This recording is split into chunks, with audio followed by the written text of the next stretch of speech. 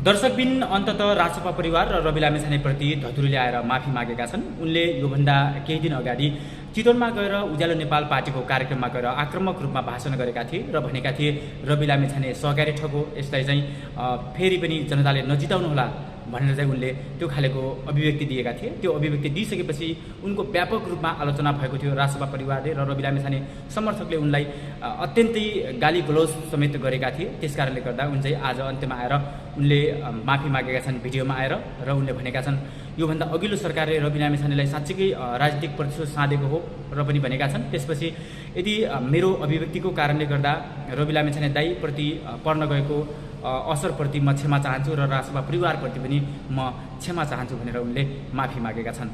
राजसभा परिवार र रवि लामिछाने दाजुप्रति कुनै असर पुर्याएको रहेछु भने मलाई माफ गरिदिनुहोला। म सधैँ तपाईहरूको पक्षमा नै छु। मलाई माया ममता सल्लाह सुझाव दिनुहोला।